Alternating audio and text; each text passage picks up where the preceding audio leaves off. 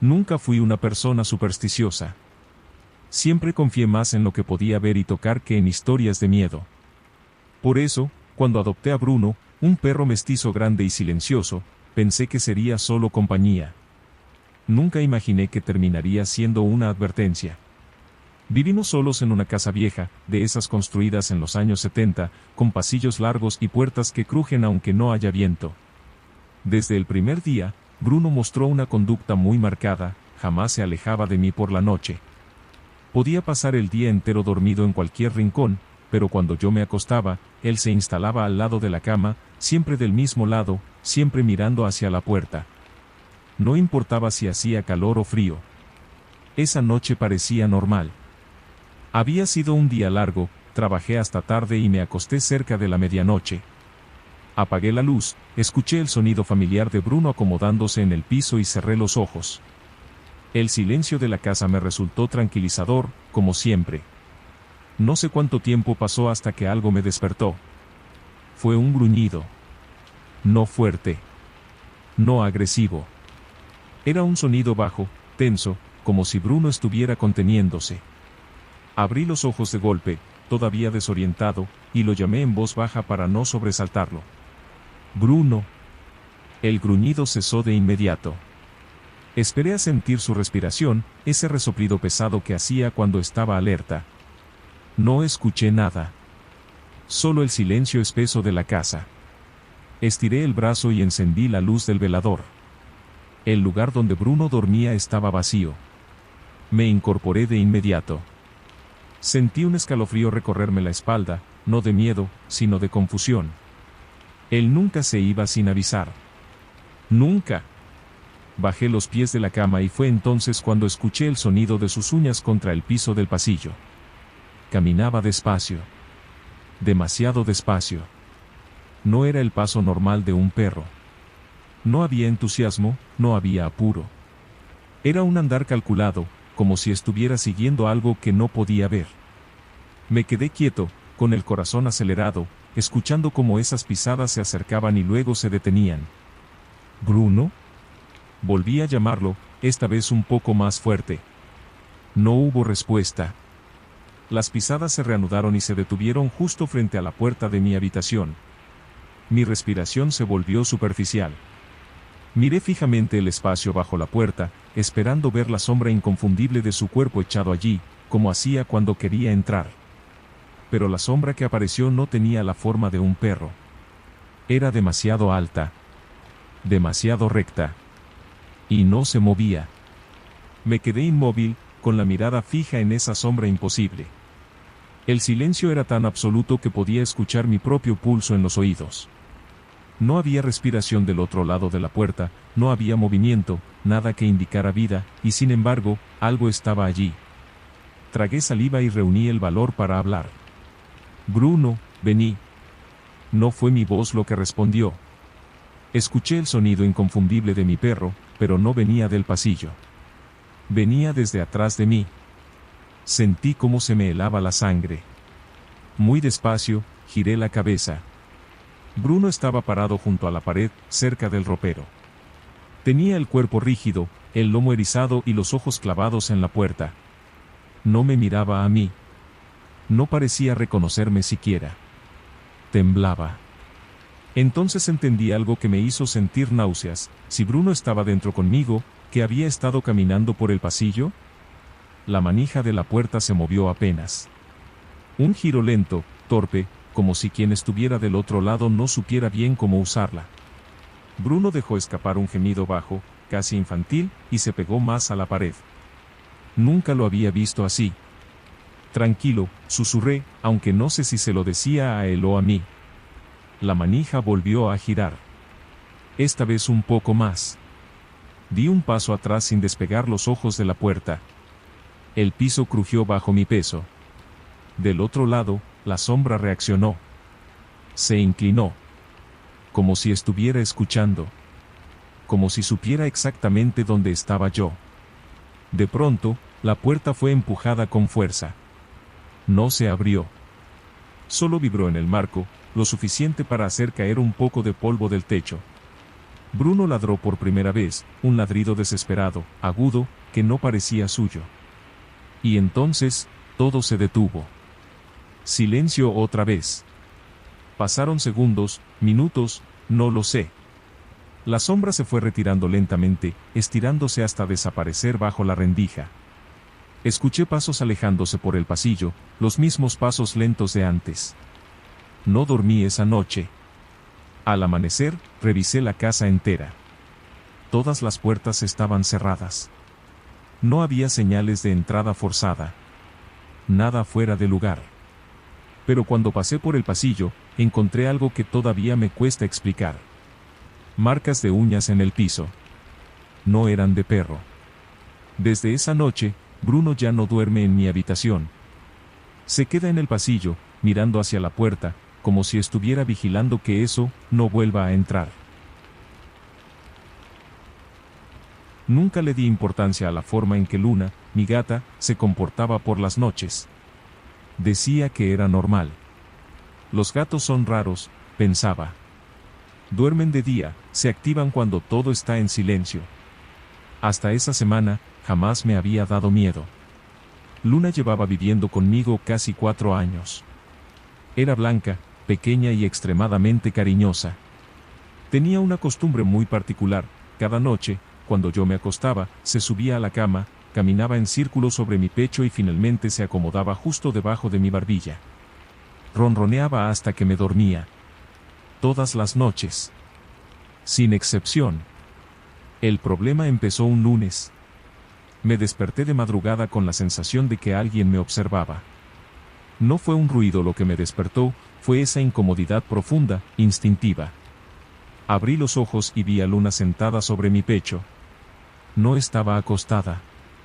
Estaba erguida, inmóvil, con las patas delanteras rígidas y los ojos completamente abiertos. No ronroneaba. Luna, murmuré, todavía medio dormido. No reaccionó. Me llamó la atención que no parpadeara. Los gatos suelen mover las orejas, la cola, algo. Ella no. Estaba como congelada, mirando fijamente hacia el rincón oscuro de la habitación, donde estaba la puerta del baño. Giré la cabeza para mirar lo que ella miraba. No vi nada. Baja, pesada, le dije, empujándola suavemente. Saltó de la cama sin hacer ruido y caminó hacia la puerta del dormitorio. Se sentó frente a ella, exactamente como si estuviera esperando a alguien del otro lado. Su cola se movía apenas, muy despacio, golpeando el piso de madera. Escuché un sonido. Venía del baño. Era como si alguien estuviera respirando con la boca abierta. Un sonido húmedo, irregular. Me quedé quieto, conteniendo el aire. Luna inclinó la cabeza, como hacen los gatos cuando escuchan algo que no entienden, y dio un paso hacia adelante. Luna, no, susurré. La puerta del baño estaba cerrada. Yo lo sabía. Siempre la cerraba. El sonido continuó unos segundos más y luego se detuvo de golpe. Luna se giró lentamente y me miró por primera vez esa noche. Sus ojos no reflejaban luz. Eran completamente negros. Me incorporé de golpe, con el corazón desbocado. Luna seguía mirándome desde el piso, inmóvil, con esos ojos negros imposibles. No brillaban, no reflejaban nada. Era como si alguien hubiera apagado lo que la hacía ser ella. Luna, volví a decir, esta vez con la voz temblando. Parpadeó.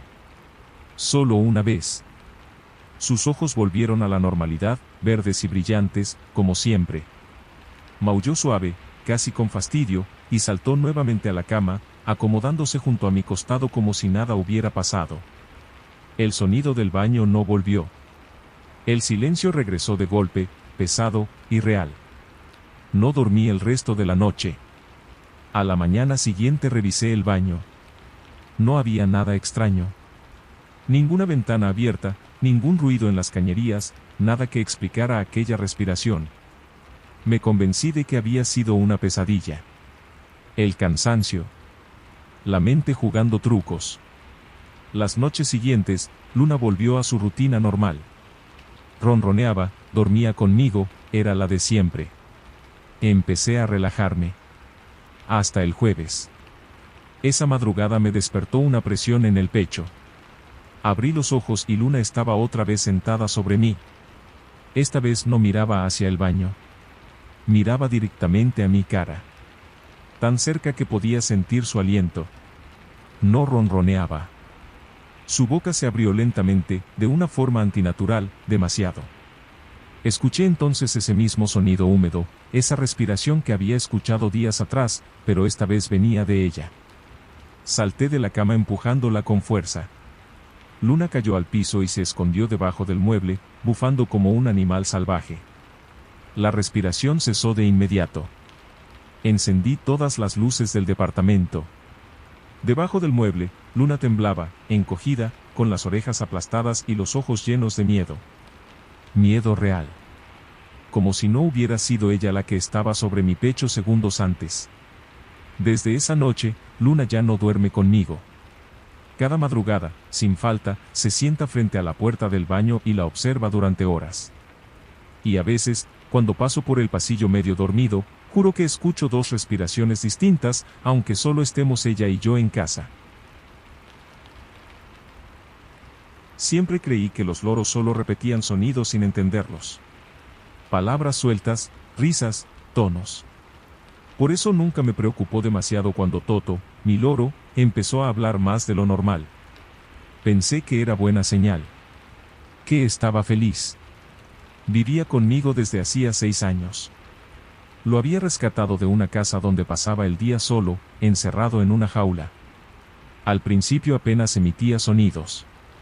Con el tiempo, empezó a repetir frases cortas que yo decía sin pensar: ya vuelvo, tranquilo, ¿qué haces? Nada fuera de lo común. Hasta que empezó a decir cosas que yo nunca le enseñé. La primera vez fue una madrugada. Me desperté para ir al baño y lo escuché murmurar desde el living: no mires. Me quedé quieto en la cama, completamente despierto. La voz no era la mía. No tenía mi tono. Era más grave, más lenta. Pensé que estaba soñando. Los loros mezclan sonidos, me dije. Toto, llamé en voz baja. Silencio. Salí de la habitación y caminé hasta el living. La luz de la calle entraba apenas por la ventana. Toto estaba en su jaula, parado sobre una pata, con la cabeza girada hacia un costado, dormido. Respiraba normal. Nada extraño. Volví a la cama con una sensación incómoda en el estómago. A la noche siguiente, estaba mirando televisión cuando lo escuché claramente. Ya está atrás tuyo. Sentí un escalofrío inmediato. Giré la cabeza de golpe. No había nadie. Toto me miraba fijamente, con ambos ojos abiertos, sin moverse. ¿Qué dijiste?, pregunté, riéndome nervioso. El loro inclinó la cabeza y respondió, con una precisión que me heló la sangre. No te des vuelta. Apagué el televisor. El silencio fue total. Toto seguía mirándome, inmóvil, como si estuviera escuchando algo que yo no podía oír. Me acerqué a la jaula, notando que mi corazón latía cada vez más fuerte. Eso no lo digo yo, murmuré. Toto abrió el pico lentamente. Él no quiere que mires. Sentí que la sangre se me iba a los pies. Di un paso atrás, sin dejar de mirar a Toto. El loro cerró el pico y comenzó a emitir un sonido bajo, casi imperceptible, como un murmullo continuo. No era una palabra. Era más bien, una imitación de respiración. Toto, basta, dije, intentando mantener la calma. Cállate. El murmullo se detuvo de golpe. Por un segundo pensé que todo había terminado, que había sido una sugestión. Entonces, con la jaula completamente inmóvil, Toto habló otra vez. Esta vez no repitió una frase. Esta vez parecía responder. No puedo. Me quedé helado. ¿No podés qué?, pregunté, sin darme cuenta de que estaba dialogando con él. El loro giró la cabeza hasta mirarme con un solo ojo. Callarme. La luz del living comenzó a parpadear. 1, 2 veces. Tragué saliva y retrocedí hasta apoyar la espalda contra la pared. Sentí algo frío rozarme el cuello, como una corriente de aire que no debería estar ahí. No me di vuelta. Está enojado, dijo Toto. ¿Por qué lo escuchaste?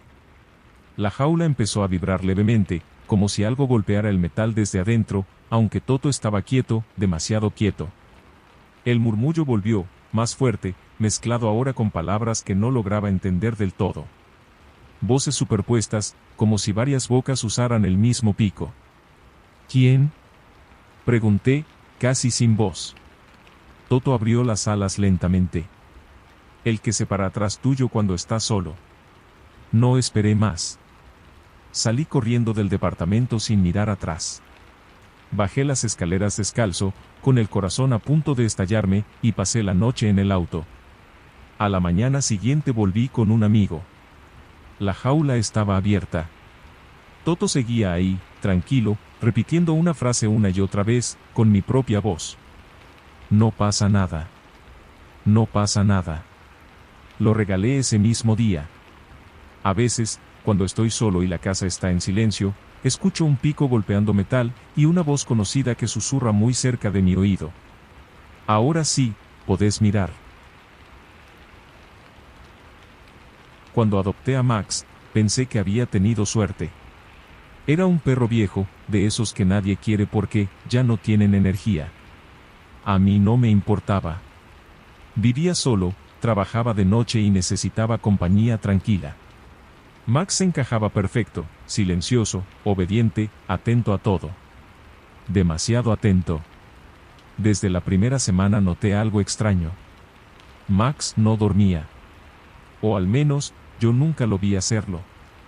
Pasaba horas sentado en el living, mirando fijamente el pasillo que llevaba a las habitaciones. No movía la cola, no cambiaba de postura. Solo miraba. Si yo me levantaba, él giraba la cabeza lentamente para seguirme con la mirada, pero jamás abandonaba ese lugar. ¿Qué cuidas tanto? Le pregunté una noche, medio en broma. Max no reaccionó. La casa era chica. Un living, cocina, baño y mi dormitorio al fondo. No había razón para vigilar nada. Aún así, todas las madrugadas, sin falta, lo encontraba en el mismo sitio, mirando hacia el mismo punto oscuro del pasillo. Una noche decidí probar algo. Me levanté sin hacer ruido y me paré a su lado, mirando en la misma dirección que él. El pasillo estaba vacío. Oscuro, sí, pero vacío. Di un paso adelante. Max gruñó. No fuerte. Fue un gruñido seco, de advertencia. Me miró por primera vez con los ojos bien abiertos y el cuerpo tenso. Está bien, dije, retrocediendo. El gruñido cesó al instante. Max volvió a sentarse y siguió mirando al pasillo, como si nada hubiera pasado. Los días siguientes empecé a notar otra cosa. Cada vez que pasaba por ese pasillo de noche, sentía una presión rara en el pecho. Como si estuviera invadiendo un espacio que no me pertenecía. Max siempre se levantaba cuando yo lo hacía y se colocaba delante mío, bloqueándome el paso, sin tocarme. Solo se interponía. La cuarta noche, lo escuché ladrar. Me desperté sobresaltado. Max nunca ladraba. Corrí al living y lo vi de pie, con las patas bien firmes, ladrando hacia el pasillo. No miraba al fondo. Miraba a media altura.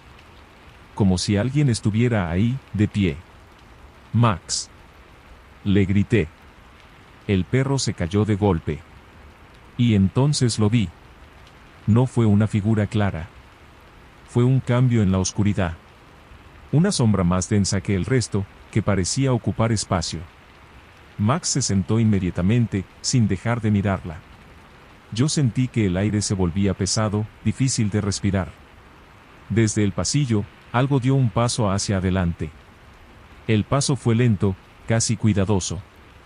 La sombra avanzó apenas unos centímetros y se detuvo. No tenía forma definida, pero yo podía sentirla. Era como cuando alguien está demasiado cerca, aunque no lo veas.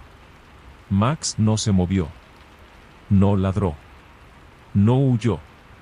Se quedó sentado, firme, con la cabeza apenas levantada, mirándola directo a donde debería haber estado el rostro. No, murmuré, sin saber a quién se lo decía. La sombra pareció inclinarse. No hacia mí. Hacia Max. Sentí un nudo en el estómago al comprender algo horrible, eso no había venido por mí. Max no estaba vigilando la casa. Estaba vigilando eso, para que no pasara. Max gruñó, esta vez más profundo, con un sonido que parecía salirle del pecho, no de la garganta. El aire vibró. La sombra retrocedió un poco, como si dudara. Buen chico, susurré, con la voz quebrada. La sombra volvió a avanzar. Max se puso de pie por primera vez desde que lo adopté. Sus patas temblaban, pero no retrocedió. Dio un paso adelante y se colocó completamente entre el pasillo y yo. Su cuerpo viejo parecía más grande, más tenso. El gruñido se transformó en un sonido continuo, casi un rugido bajo. La sombra se quedó quieta. Durante largos segundos no pasó nada. Nadie se movió. Yo no respiraba. Max tampoco parecía hacerlo. Finalmente, la sombra comenzó a deshacerse, como humo absorbido por la oscuridad del pasillo. El aire se alivianó de golpe y sentí que las piernas me flaqueaban. Max cayó al piso. Corrí hacia él, me arrodillé y lo abracé. Su cuerpo estaba caliente, pero respiraba con dificultad. Me miró por última vez, movió apenas la cola y apoyó la cabeza contra mi brazo. Esa fue la última noche. El veterinario dijo que fue edad. Que su corazón simplemente se detuvo mientras dormía. Yo asentí. No discutí. Pero desde esa noche, el pasillo está en silencio. Ya no siento la presión en el pecho. Ya no hay sombras que ocupen espacio. Y a veces, cuando paso por ahí de madrugada, juro que escucho unas uñas viejas arrastrándose suavemente por el piso, como si alguien siguiera cuidando ese lugar, incluso después de irse. Siempre pensé que los hámsters eran mascotas simples. Comen, duermen, corren en la ruedita. Nada más. Por eso acepté cuidar a Nina, el hámster de mi hermana, sin darle importancia. Era solo por 2 semanas. La jaula la dejé en mi habitación, sobre el escritorio. De noche, el ruido de la ruedita me ayudaba a dormir. Era constante, predecible. Hasta que dejó de serlo. La tercera noche me desperté porque no escuchaba nada. Abrí los ojos y miré la jaula. Nina estaba despierta, parada sobre las patas traseras, completamente quieta. No corría. No comía. Miraba hacia mí. Pensé que era coincidencia, pero cuando me moví, su cabeza giró siguiendo cada uno de mis movimientos. ¿Qué haces?, murmuré. Nina no parpadeó. Los hámsters no deberían poder sostener la mirada así.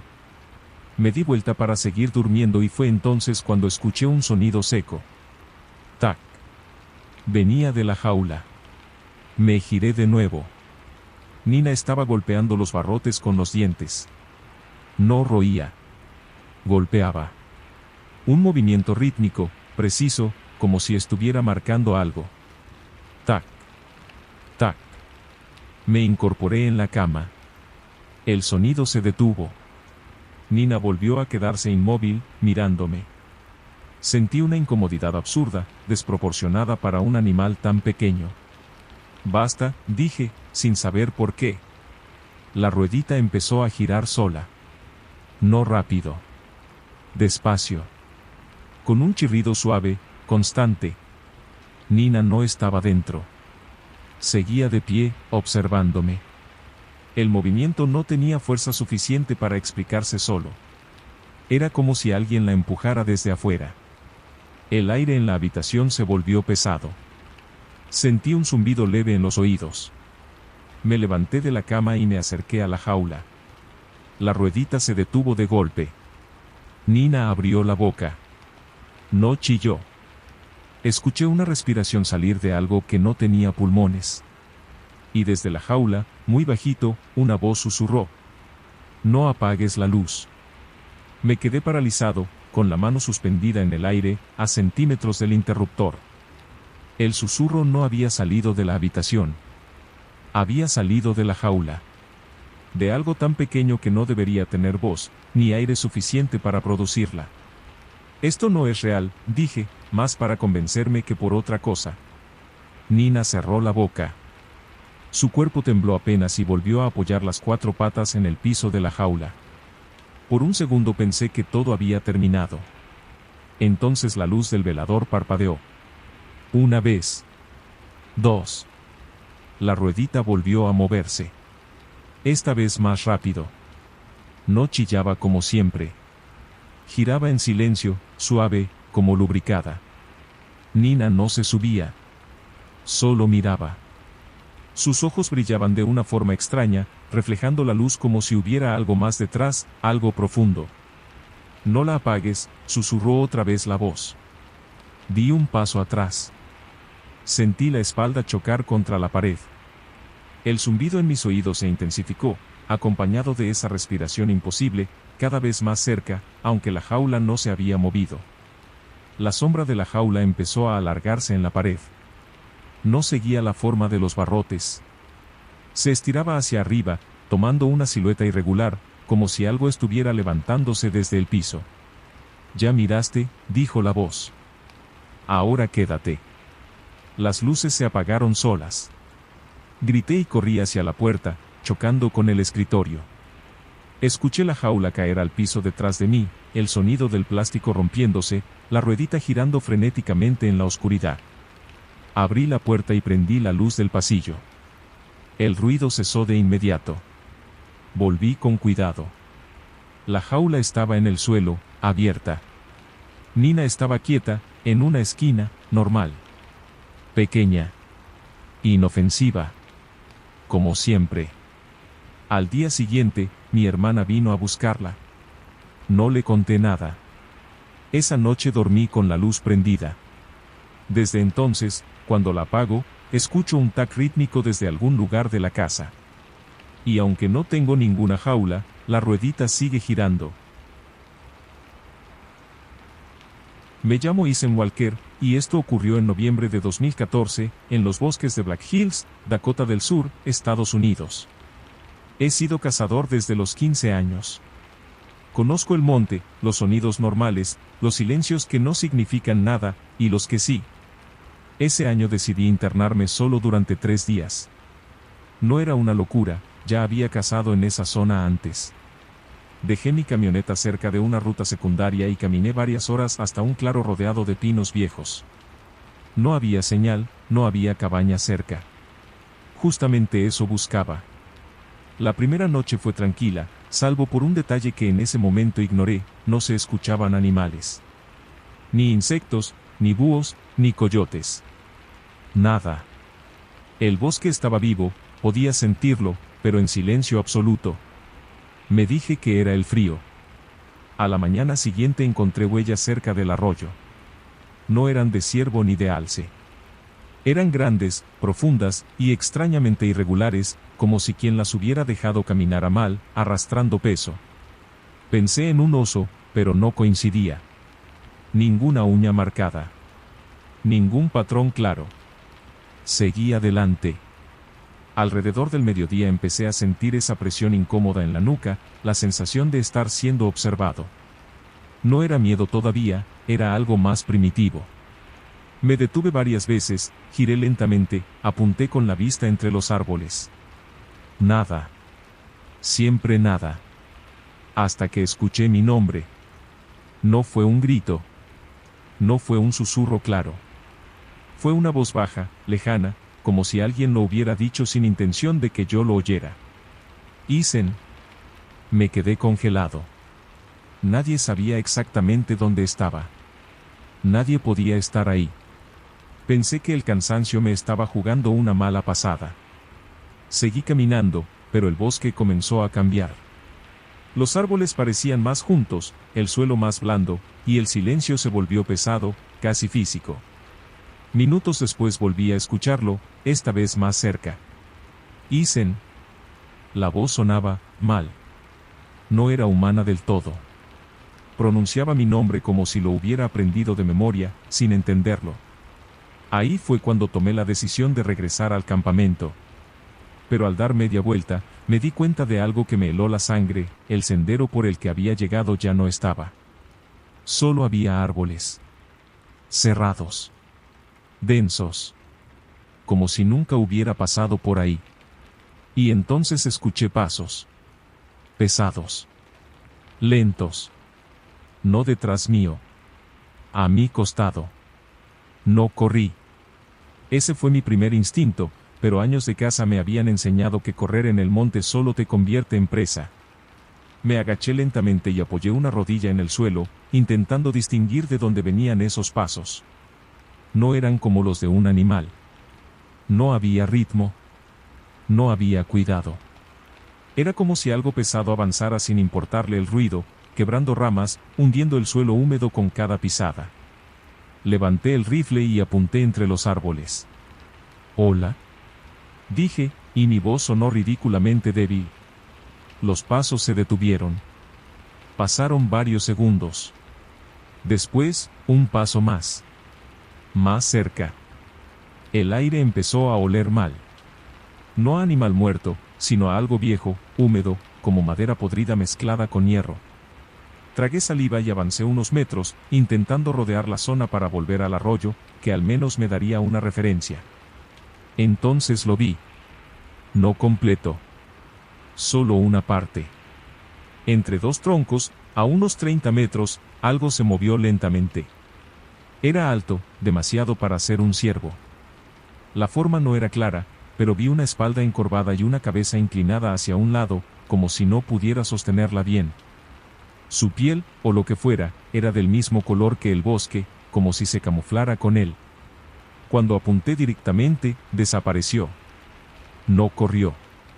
No se escondió. Simplemente dejó de estar ahí. El pánico empezó a subir desde el estómago. Ya no pensaba con claridad. Di media vuelta para volver al campamento, pero el bosque volvió a traicionarme. Caminé al menos 15 minutos y terminé en el mismo punto, el claro con los pinos torcidos. Fue entonces cuando escuché algo nuevo. Un sonido que jamás había oído en el monte. Respiración. Lenta. Profunda. No venía de un solo lugar. Parecía rodearme. «Isen», dijo la voz otra vez, ahora claramente detrás de mí. Me giré de golpe y disparé. El tiro resonó como un trueno y las aves salieron volando de golpe, rompiendo el silencio que había reinado todo el día. Pero no había nada frente a mí. Absolutamente nada. Sin embargo, la respiración seguía ahí. Más cerca. Tan cerca que podía sentir el aire moverse a mi espalda. No dormí esa noche. Me quedé sentado, con la espalda contra un árbol, el rifle apoyado en las rodillas, mirando la oscuridad. Y en algún momento, cerca de la madrugada, escuché algo caminando alrededor del campamento. No una vuelta. 2. 3. Como si estuviera estudiándome. Cuando empezó a aclarar, ya no sentía las piernas. El frío y el miedo me habían dejado entumecido. La respiración había cesado cerca del amanecer, pero la sensación de presencia seguía ahí, como si el bosque mismo me estuviera mirando. Decidí irme. No desmonté el campamento como correspondía, solo agarré lo imprescindible y empecé a caminar en la dirección que creía correcta. El bosque, por primera vez desde que había llegado, volvió a emitir sonidos. Pájaros, hojas, ramas movidas por el viento. Eso debería haberme tranquilizado, pero me dio la impresión de que algo había terminado, o peor, que algo me estaba dejando ir. Después de una hora encontré huellas otra vez. No eran mías.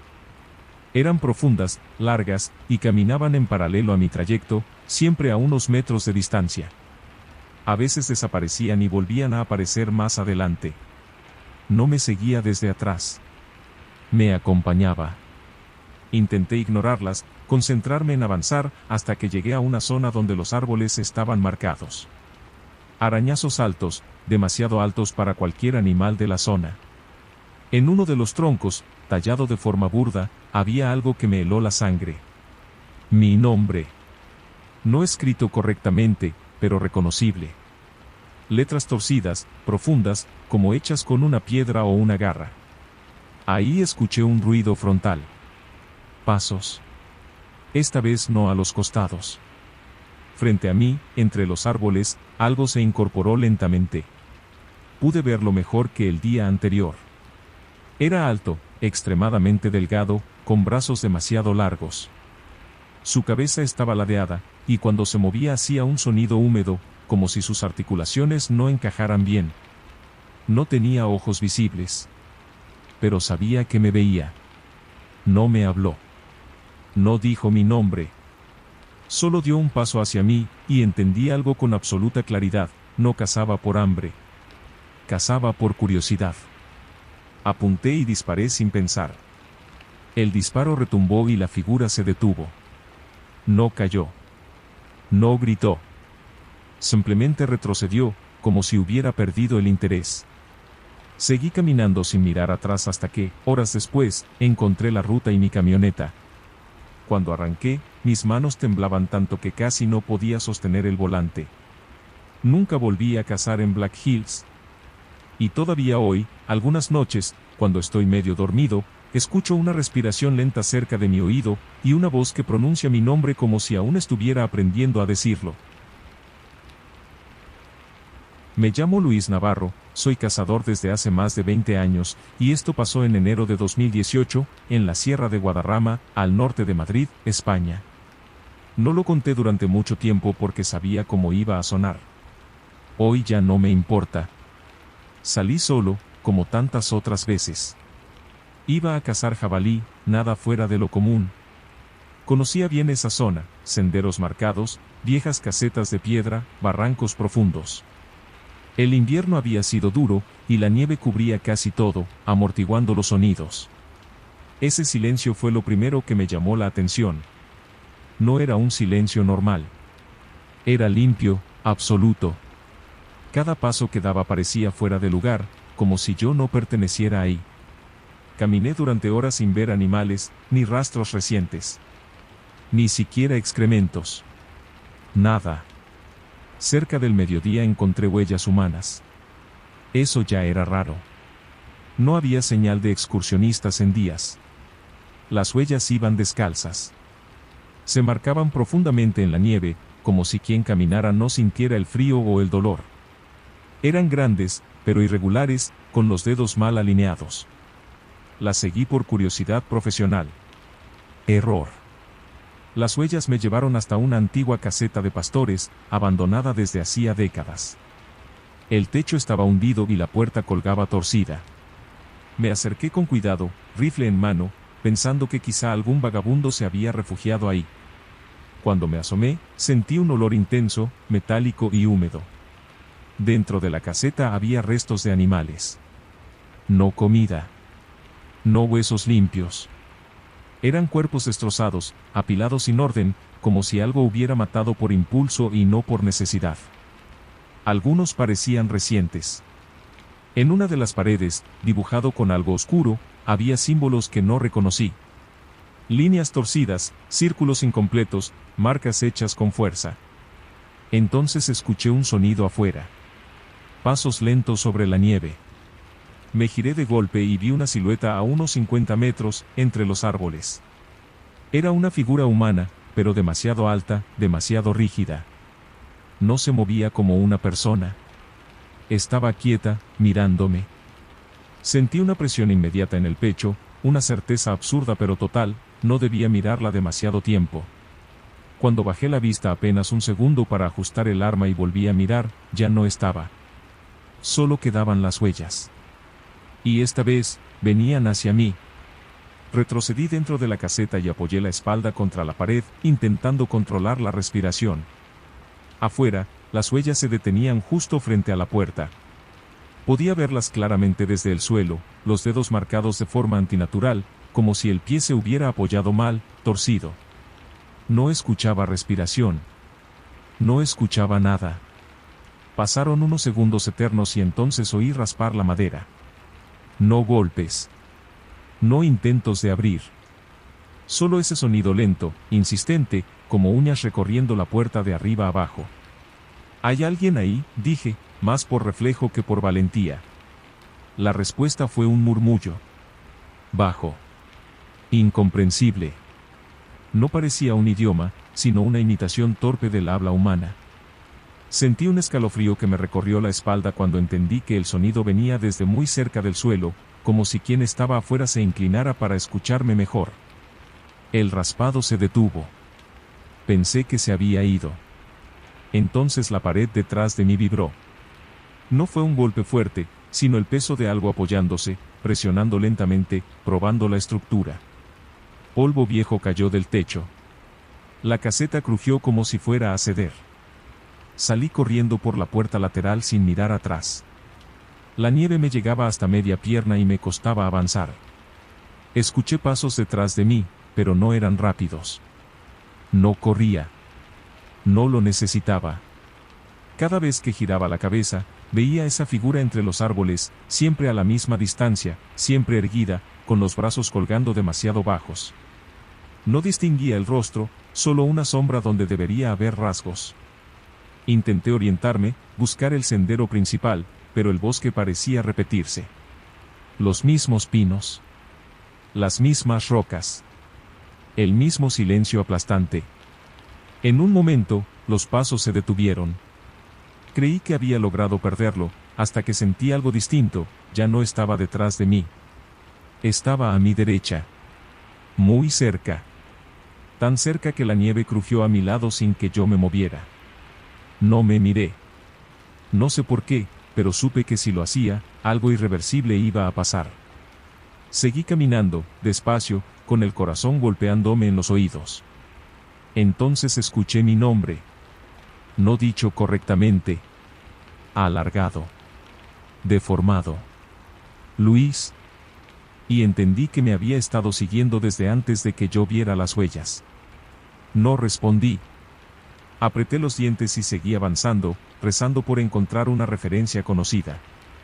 El murmullo volvió a escucharse, ahora más insistente, como si intentara copiar el tono humano, aprenderlo. Luis. Sentí un golpe de aire helado en la nuca. No era viento. Era aliento. Ahí perdí la calma. Giré de golpe y disparé. El tiro retumbó en la sierra y el eco volvió varias veces, deformado. Vi la figura con claridad por primera vez. No tenía ropa, pero su piel parecía cubierta por una capa oscura, irregular, como barro seco. Sus brazos eran demasiado largos, y cuando se movía, lo hacía en ángulos imposibles. La cabeza estaba ligeramente hundida entre los hombros. No reaccionó al disparo. Solo inclinó la cabeza, como si evaluara algo nuevo. Retrocedió un paso. Después otro. Y, de forma antinatural, se deslizó hacia atrás, sin dar la vuelta, perdiéndose entre los árboles. El silencio regresó de golpe. Los sonidos del bosque volvieron poco a poco, como si alguien hubiera levantado una presión invisible. Me quedé quieto varios minutos, temblando, hasta que reuní fuerzas para seguir. Horas después encontré el sendero principal. Cuando llegué al coche, mis huellas eran las únicas, excepto por otro rastro, paralelo al mío, que se detenía a pocos metros. Denuncié lo ocurrido como presencia de animales peligrosos. Nadie me creyó. Días después, cuando regresaron a inspeccionar la zona, la caseta estaba vacía. No había restos. No había símbolos. Nada. Pero semanas más tarde, un guardabosques me llamó. Habían encontrado huellas descalzas cerca de un refugio, y entre los árboles, tallado en la corteza de un pino, estaba mi nombre.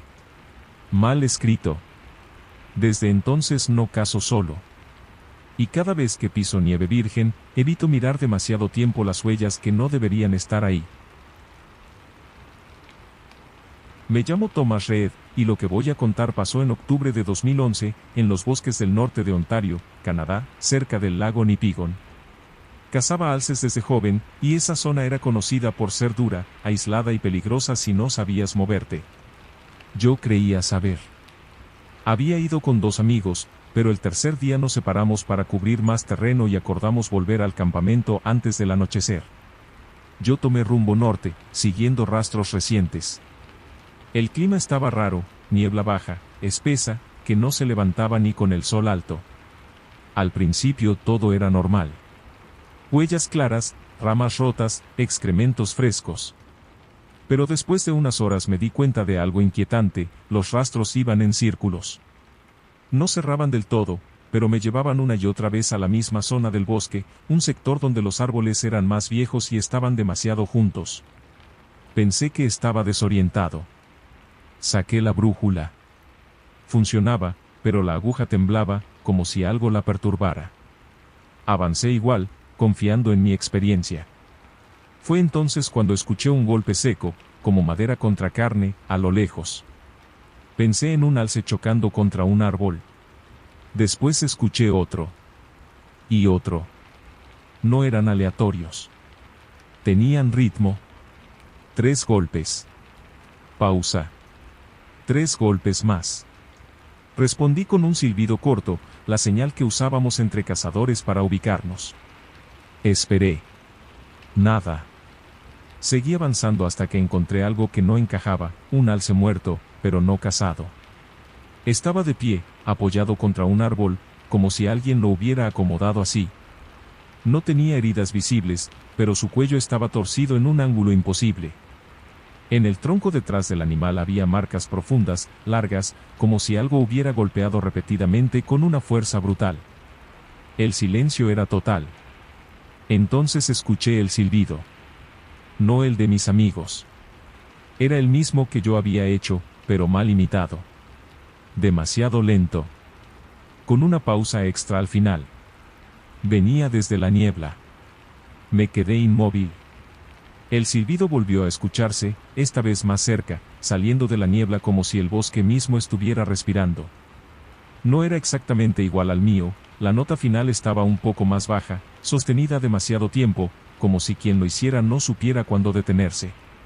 «Mark. ¿Sean?» grité. Mi voz se perdió sin eco. La niebla empezó a moverse. No disiparse, sino desplazarse, como empujada por algo grande.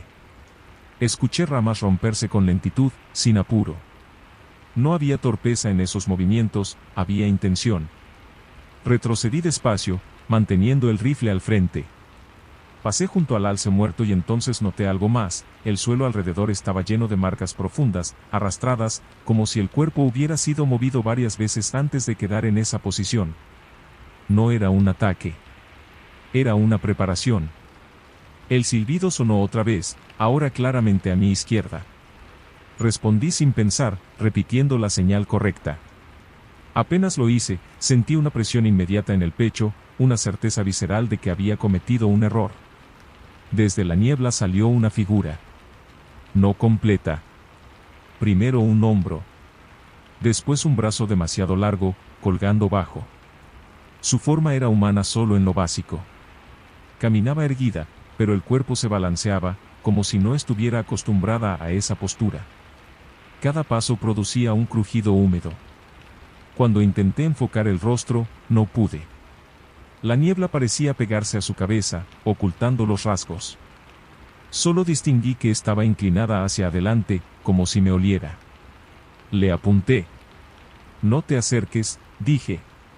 La figura se detuvo. Entonces hizo algo que todavía me cuesta explicar, levantó la cabeza y silbó otra vez, esta vez perfecto. Exactamente igual al mío. Sin error alguno. Detrás de mí, desde otro punto del bosque, escuché el mismo silbido responder. Y después otro más. No estaba solo. Estaban practicando. Ahí entendí que no buscaban atacarme de inmediato. Me estaban rodeando. El primero dio un paso atrás, lento, casi respetuoso, y la niebla se cerró a su alrededor. Los silbidos continuaron, cada vez desde puntos distintos, algunos bien hechos, otros ligeramente fallidos, como intentos de aprendizaje. Empecé a caminar sin darles la espalda. Cada músculo me pedía correr, pero sabía que eso sería el final. La brújula seguía temblando en mi mano. No marcaba norte. No marcaba nada útil. Entonces escuché una voz. «Tom». Era la de Mark. O algo que sonaba exactamente igual. Venía desde adelante, desde donde yo necesitaba ir para volver al campamento. «Tom, ¿dónde estás?», dijo la voz. Me detuve en seco. Mark jamás habría gritado mi nombre así. Y, sobre todo, Mark no estaba solo. Él siempre silbaba primero. La niebla frente a mí se abrió apenas, lo suficiente para ver una silueta agachada, como si alguien intentara parecer más bajo de lo que era. Sus brazos tocaban el suelo. La cabeza se movía de forma espasmódica, probando ángulos. Detrás mío, pasos. A los costados, ramas rompiéndose. Levanté el rifle y disparé al aire. El estruendo fue ensordecedor. Por un segundo, todo se detuvo. Los silbidos cesaron. Las voces callaron. Aproveché ese instante y corrí. No sé cuánto tiempo estuve avanzando a ciegas. Me caí, me levanté, sentí algo rozarme la espalda una vez, como dedos largos probando mi velocidad. Nunca escuché que corrieran. Siempre caminaban. Finalmente, la niebla se disipó de golpe, como una cortina levantada. Vi el lago a lo lejos. Vi el campamento. Vi a mis amigos corriendo hacia mí. Detrás de mí, el bosque estaba normal. Demasiado normal. Nunca encontramos huellas claras. Nunca vimos nada más. Pero esa noche, mientras intentábamos dormir, escuchamos silbidos a lo lejos, repitiendo nuestras señales, una y otra vez, hasta que decidimos levantar el campamento y no volver jamás. A veces, cuando estoy solo en el monte, escucho un silbido mal hecho, perdido entre los árboles. Y no respondo. Porque sé que ya saben hacerlo mejor que yo. La casa de los Quiroga quedaba en el límite entre San Vicente y Alejandro Korn, en la provincia de Buenos Aires. Era una construcción baja, antigua, con paredes gruesas y un fondo que daba a un descampado interminable. La noche del 17 de julio de 2012 yo estaba ahí porque era amigo de Lucas Quiroga, el menor de la familia. Teníamos 17 años y habíamos ido a su casa a estudiar para una prueba de historia. Éramos 4, Lucas, su prima Micaela, Tomás y yo. La idea de usar la ouija no fue mía. Fue de Micaela. Ella apareció con una caja de cartón gastada, sin dibujos llamativos, solo letras negras medio borroneadas. Dijo que la había encontrado en el ropero de su tía, la madre de Lucas. Recuerdo que Tomás se rió, pero no de nervios, se rió como quien se burla de algo que no cree. Lucas dudó. Yo también. Pero ya era tarde. La curiosidad había ganado. Nos sentamos en el comedor, una mesa de madera vieja que crujía apenas apoyabas los codos. Eran cerca de las 11:40. La casa estaba en silencio, salvo por el reloj de pared que marcaba los segundos con un tic seco, molesto. Apagamos la luz principal y dejamos solo una lámpara chica encendida. Micaela insistió en eso. No se prende velas, dijo. Así es más real. La tabla tenía un olor raro, como a humedad encerrada por años. El puntero era improvisado, una tapita de vidrio que Lucas sacó de la cocina. Apoyamos los dedos. Yo sentí frío en la yema de los dedos, pero pensé que eran los nervios. Micaela fue la que habló primero. ¿Hay alguien con nosotros? Nada pasó durante varios segundos. Tomás ya estaba por hacer un chiste cuando la tapita se movió. No fue brusco. Fue lento, arrastrado, como si alguien estuviera probando fuerza. Se detuvo en el sí. Nadie habló. El reloj seguía sonando. Ti. Ti. Ti. ¿Quién sos?, preguntó Lucas, con la voz más baja de lo normal.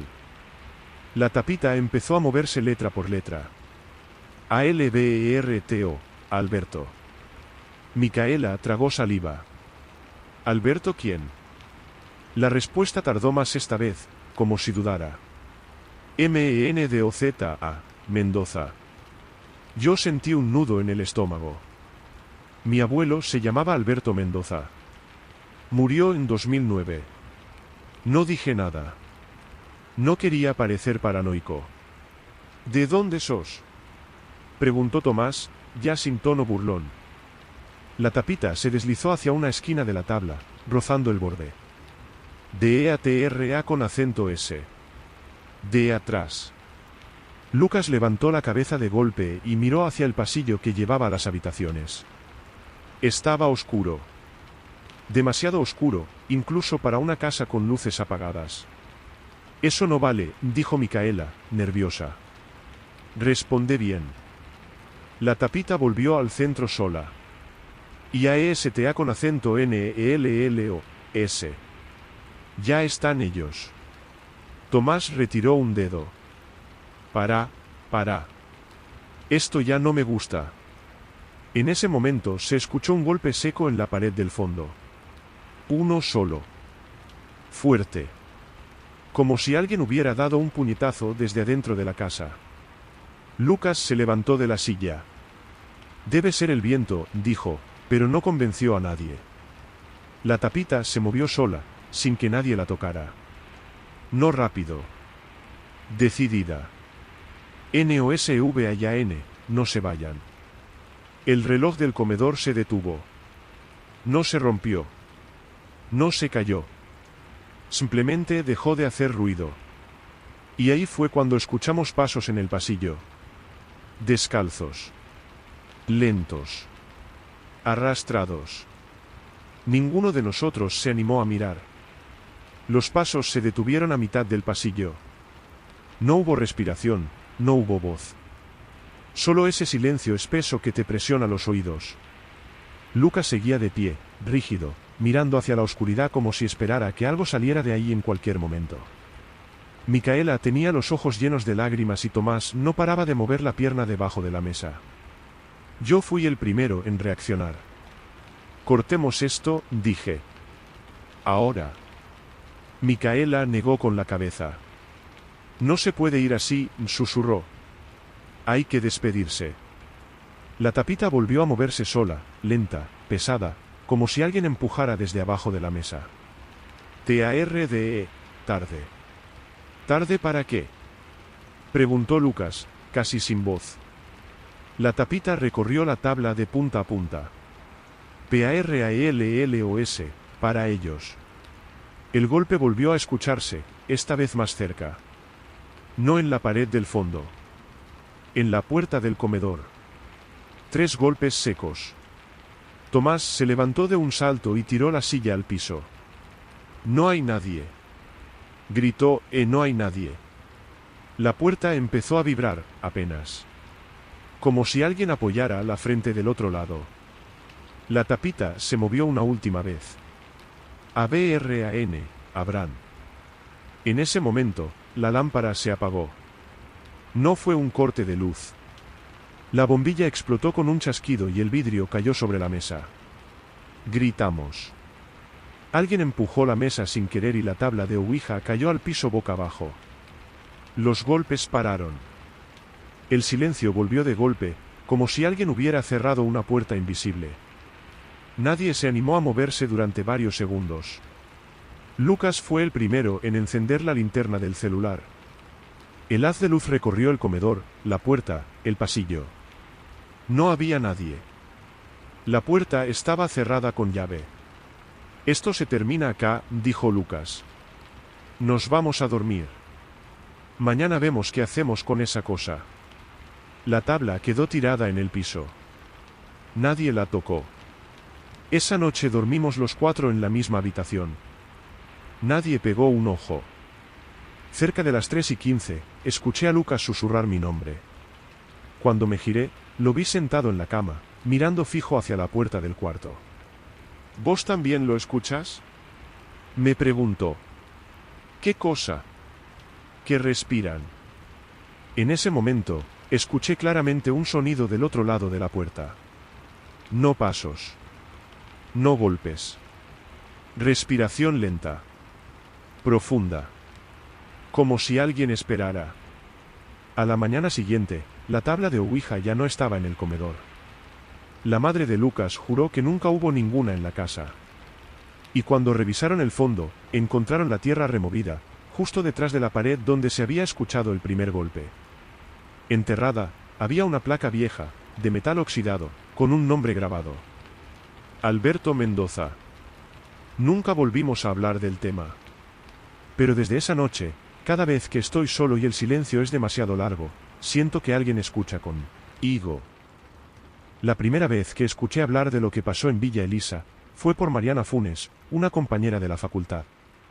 Ella no contaba la historia como algo paranormal para asustar, la contaba como quien recuerda un error grave. Algo que no se puede deshacer.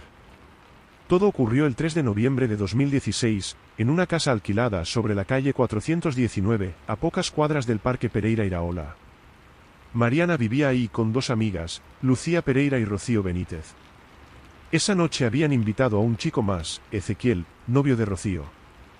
Yo no estaba presente, lo que se lo reconstruí después, escuchándolos por separado. Y lo más inquietante es que todos coincidían en los detalles. La tabla la había llevado Lucía. Dijo que pertenecía a su abuela y que nunca había pasado nada. La sesión empezó cerca de la 1:20 de la madrugada, en la cocina, con la radio apagada y las ventanas cerradas. No usaron velas. Solo la luz amarilla del techo. ¿Hay alguien que quiera hablar con nosotros?, preguntó Mariana. El puntero no se movió.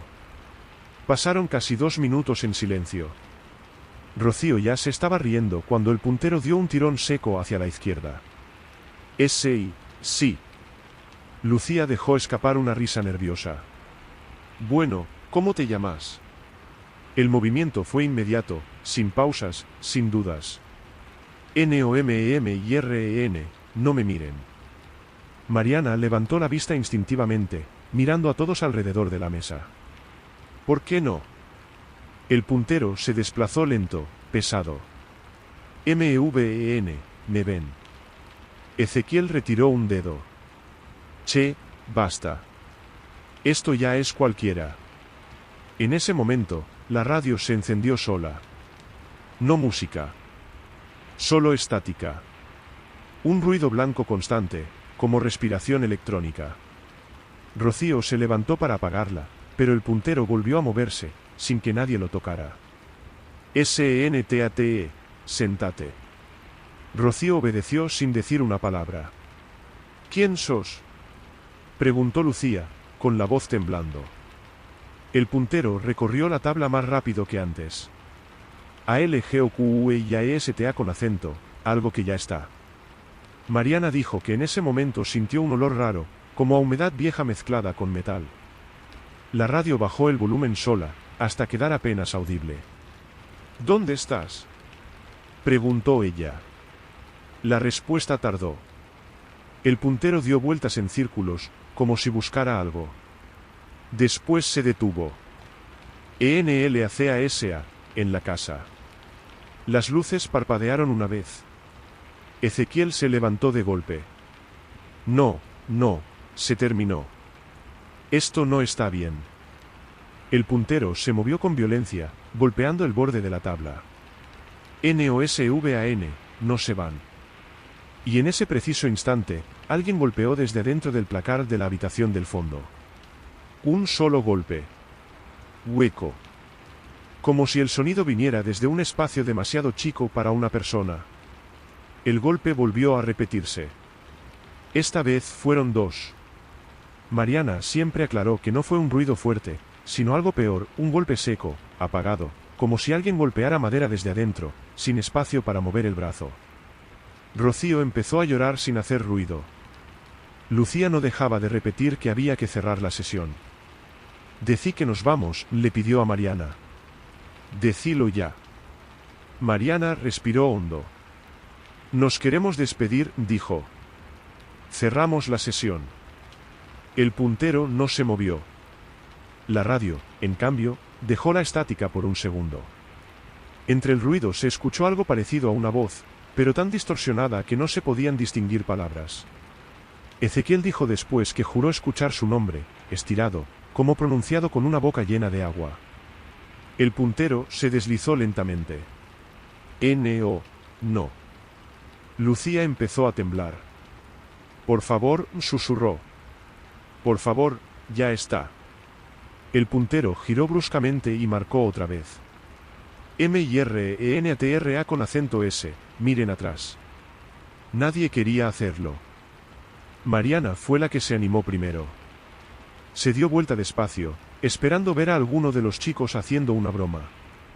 Pero detrás de ellas no había nadie. Solo el pasillo oscuro y la puerta del placar, cerrada. Entonces la manija se movió. No de golpe. Giró apenas, como si alguien del otro lado estuviera probando si estaba abierta. Rocío gritó y se tapó la cara. Lucía se levantó de la silla y tropezó hacia atrás. El puntero empezó a moverse solo, rápido, golpeando las letras. IAESTO y SAL y NDO, ya estoy saliendo. Las luces se apagaron. No todas. Solo la de la cocina. El pasillo quedó iluminado por la luz de una habitación del fondo. Y en esa luz se proyectó una sombra que no coincidía con ningún cuerpo. Era baja. Ancha. Como si caminara agachada. El placard se abrió de golpe. Adentro no había ropa colgada. No había cajas. Estaba vacío. Completamente vacío. Pero el olor era insoportable, como encierro antiguo, como sótano cerrado durante años. Ezequiel agarró a Rocío del brazo y la sacó corriendo. Mariana y Lucía fueron detrás. Salieron de la casa sin cerrar la puerta, sin apagar la radio, sin mirar atrás. Esa noche durmieron en la casa de una vecina. A la mañana siguiente, cuando volvieron con el dueño del alquiler, el placar estaba lleno de ropa vieja que no era de ellas. Prendas de hombre. Zapatos gastados. Y en el fondo, tallado en la madera, había una frase escrita con algo filoso. No me miren. El contrato de alquiler fue rescindido esa misma semana. El dueño admitió después que antes de alquilarles la casa, un inquilino había desaparecido sin dejar rastro. Su nombre era Ezequiel. No el novio de Rocío. Otro. El relato de Santa Rosa de Calamuchita, en Córdoba, nunca apareció en noticias. No hubo denuncias formales ni registros policiales claros. Todo lo que se sabe circula entre vecinos y exalumnos del Instituto San Martín, y lo que voy a contar me lo relató Federico Albornoz, un profesor suplente que estuvo ahí ese año. Ocurrió el 14 de agosto de 2019, durante un fin de semana largo. 5 chicos de sexto año se quedaron a dormir en la casa de uno de ellos, Matías Herrera, en un barrio alejado del centro, cerca del río. Los otros eran Bruno Sosa, Agustín Ledesma, Paula Rinaldi y Sofía Quintana. Tenían entre 17 y 18 años. La ouija no era nueva. Era una tabla casera, hecha en cartón grueso, con letras marcadas en fibrón negro. Según Sofía, la habían usado antes, por diversión. Nunca había pasado nada. Esa noche, cerca de las 2:10, cortaron la música y se sentaron en el living. Afuera llovía despacio. El sonido del agua contra el techo de chapa hacía imposible escuchar otra cosa. Si hay algo acá, que se manifieste, dijo Bruno, en tono desafiante. El puntero no se movió. Paula se burló, pero igual apoyó los dedos. ¿Hay alguien con nosotros? Pasaron varios segundos. De pronto, el puntero dio un pequeño tirón. Sí. Agustín se rió nervioso. Bueno, ¿quién sos? El movimiento fue lento, errático, como si costara avanzar. NODEBENESTARACA con acento, no deben estar acá. Sofía retiró un dedo. Para, Matías, deja de joder. No soy yo, respondió él, pálido. Mira mis manos. Paula respiró hondo. ¿Por qué no? El puntero se deslizó sin detenerse. PORQEALGUIN y AVOLVIO, porque alguien ya volvió. La lluvia se detuvo de golpe. No fue gradual. Simplemente paró. El silencio que quedó fue tan brusco que Sofía dijo después que le dolieron los oídos. ¿Volvió de dónde? Preguntó Agustín. El puntero giró en círculos, rápido, como perdido. DEBAJO, debajo. Matías tragó saliva. ¿Debajo de qué? La respuesta tardó. Durante ese silencio, Todos escucharon claramente un sonido que venía del piso. No golpes. No pasos. Algo arrastrándose. El puntero se detuvo al fin. De ELACASA, de la casa. El living empezó a oler a tierra mojada, aunque la lluvia ya había parado. Bruno intentó levantarse, pero el puntero se movió violentamente. NOSMVAN, no se muevan. Y entonces, desde el fondo de la casa, se escuchó como se abría lentamente una puerta que nadie recordaba haber visto antes. La puerta chirrió como si llevara años sin abrirse. No era un sonido fuerte, pero sí prolongado, insistente, como si alguien estuviera empujando con cuidado para no llamar la atención. Matías juró después que esa puerta no existía antes de esa noche. Dijo que en el fondo de la casa solo había una pared lisa. Sofía empezó a llorar. Matías, ¿qué hay ahí atrás? Él no respondió. Estaba mirando fijo el pasillo, con los ojos bien abiertos. El puntero comenzó a moverse otra vez, lento, marcando cada letra con una precisión incómoda. YAPUDEVERME, ya puede verme. Paula fue la primera en gritar. Corta. Corta ya. Agustín intentó retirar la mano, pero el puntero se deslizó con violencia hasta el centro de la tabla. QEDNSE, quédense. El olor a tierra se volvió más fuerte, casi irrespirable. No era solo humedad, era olor a pozo recién abierto. Bruno vomitó sobre el piso sin poder contenerse. Desde el pasillo, algo empezó a avanzar. No caminaba. Se arrastraba. Se escuchaba claramente el roce contra el suelo, como uñas largas raspando cerámica. La sombra apareció primero, proyectada contra la pared del living. Era alargada, irregular, como si el cuerpo no tuviera una forma definida. Sofía cerró los ojos y empezó a rezar en voz alta. El puntero marcó una última frase. NOLONTIRRARONBIN, no lo enterraron bien. La sombra llegó al umbral del living. Ahí fue cuando Matías gritó que corrieran. No hubo orden ni coordinación. Se levantaron todos al mismo tiempo, tirando la mesa, pisando la tabla, chocando entre ellos. Paula cayó al piso y sintió, esto lo repitió muchas veces, que algo frío le rozó el tobillo. Salieron de la casa bajo la lluvia, que había vuelto de golpe, como si nunca se hubiera detenido. Nadie miró atrás. Pasaron la noche en una estación de servicio abierta, envueltos en mantas, sin hablar. A la mañana siguiente regresaron con el padre de Matías y 2 policías. La casa estaba cerrada, intacta. No había ninguna puerta en el fondo. Solo una pared lisa. Pero el piso del living estaba levantado.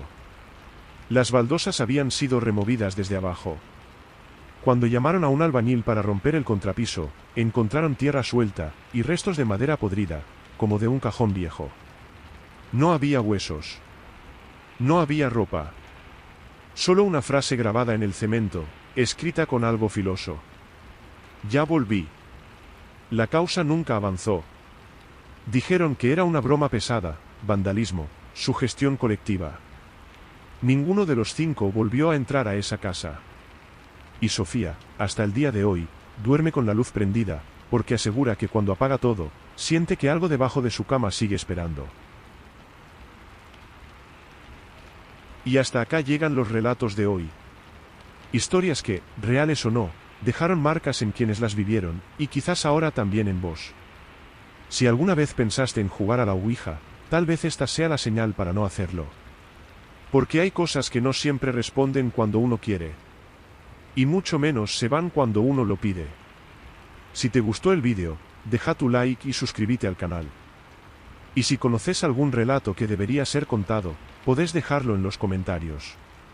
Nos vemos en el próximo vídeo.